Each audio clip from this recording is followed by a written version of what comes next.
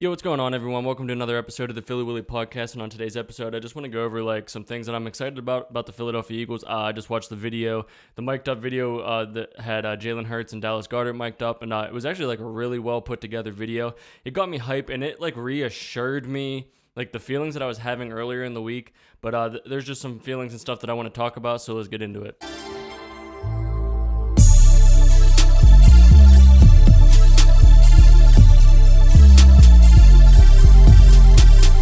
Alright, so before we get into the video, if you guys are new to the channel, make sure you hit that subscribe button, make sure you hit that like button, make sure you guys are leaving comments down below if you want to talk about the Philadelphia Eagles or football in general. So like I said, I watched the mic'd up video that had Jalen Hurts and Dallas Goedert mic'd up.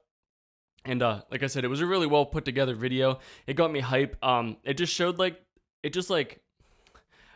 after the Eagles beat the Dolphins, I was real excited. I told my girlfriend, I was it felt special again. It felt like the Philadelphia Eagles again. And I didn't really want to over exaggerate it just because of one win over a good team. But at the same time, it's not just one win over a good team. The Philadelphia Eagles are 6-1, and there's no reason for us to not feel like this team is special. And Sean Desai is doing an amazing job, in my opinion, on the defensive side of the ball. And I think Brian Johnson showed that the play calling can be called. He went out there and he had we stalled out in that first drive, and we only got 3 points off of it, but the play calling wasn't too bad for the rest of the game. And just watching this video and just watching how the players were just meshing, and just the good chemistry that this team has, and how the coaches get hyped over huge plays, as every single coach should be. Every player on the sideline is getting hyped over every good play. I just feel like this team is just absolutely special, and I feel like it was just taking a little bit of a period there between having two new coordinators running this team, calling plays on both sides of the ball, and just getting this team comfortable. And just watching that video, it just hyped me up, and I was just you know what? There's no reason that any Philadelphia Eagles fan shouldn't feel like it's like this team is special again. After watching that video and just thinking about it, it feels like it did last year. Last year, I remember halfway through the season, I was this team is special. And I've been having those feelings throughout this season because the Philadelphia Eagles are 6-1, but we weren't winning by a lot, but that doesn't matter. This team is 6-1, and we just beat a good team. This team is special, and I just wanted to talk about that a little bit. That video got me real hyped up. If you guys haven't watched it, go watch it. It's the Jalen Hurts and Dallas Goedert mic'd up video on the Philadelphia Eagles YouTube.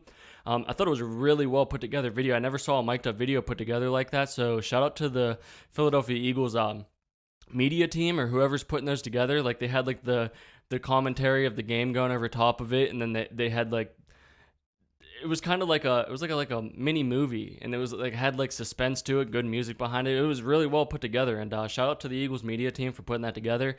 And I hope that they put out more videos like that.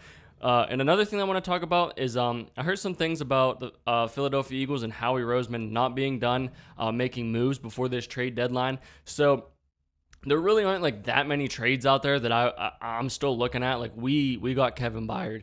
That is all that we could ask for as Philadelphia Eagles fans. We didn't even have to get Julio Jones, and getting Julio Jones and then getting Kevin Byard, it just made that Julio Jones signing just even more it was just refreshing. It was, I don't know. I just feel like this team is just really putting together something special like they did last year.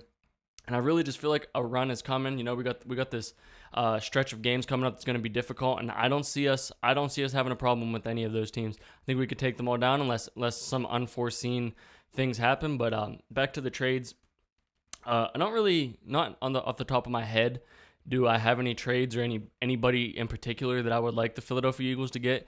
But I mean, if they're gonna make any move, maybe add another defensive lineman, maybe get rid of Derek Barnett or something somehow, and bring in another defensive lineman that's just a little bit more productive than Derek Barnett. That would be an upgrade to this defensive line. It doesn't have to be somebody who can start, but somebody who can take that rotation role, like Derek Barnett. And he sat out last game, basically. We didn't see him playing that much. So Derek Barnett could very well be on his way out of this Philadelphia Eagles locker room.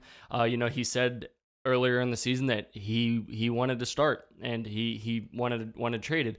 So, they might have been keeping him out so that they could trade him. I wouldn't mind trading him off if he wants to leave the team, and maybe signing another defensive end in here that can be more productive than him, or let Nolan Smith have more of his reps. And that's something that I missed talking about in my Eagles victory recap video. Was I meant to talk about it, but I completely just missed over it just because I was so excited. Nolan Smith got his first sack. I was super excited whenever he did that. I started freaking out. I saw him get a sack, and I like stopped for a second. I was like, number 3. I was like, that was Nolan Smith. Like, I just started freaking out. Like, I was happy for him, and hopefully that's just flash. People were saying it was a gimme sack. It's not a gimme sack. You got a sack in the freaking NFL. Like, none of them are gimmies, but hopefully that's just like a foreshadowing of like what his career can be, and hopefully they find a way to get him involved a lot more. Maybe if they do get rid of Derek Barnett, he might be more involved in that role of in that rotation on that defensive end spot. But and then another spot that I think that the Philadelphia Eagles could go and improve is maybe the running back spot.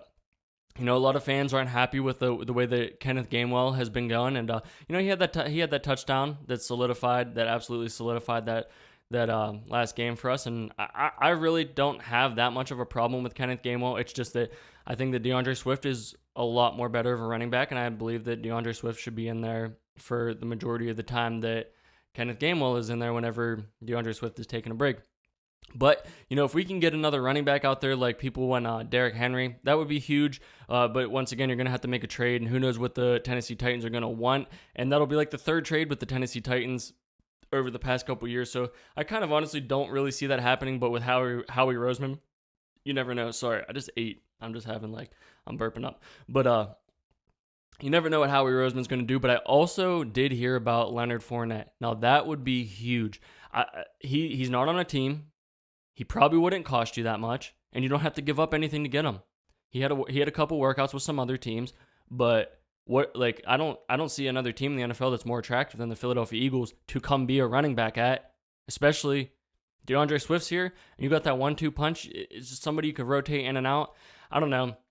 I mean, there's probably some other running backs out there that you can get, but yeah, if I had to pick any more moves that this Eagles team could make, would be a defensive end spot if you get rid of Derek Barnett because he doesn't want to be here, and it looks like they might be doing that, and the running back spot, and maybe they could sign an offensive lineman in the unforeseen case that something happens to some injury happens to this offensive line. Somebody that can be a backup but is well more capable, and Jeff Stoutland could get him up to shape. To have a really good role in this offense in the line as a backup lineman. But yeah, there's not really too many trades that I'm interested in or that I'm thinking of after we made the Kevin Byard trade and the Julio Jones signing. So that's basically all I wanted to talk about in this video. I just want to talk about the trades and stuff coming up because that trade deadline's coming up in week 9.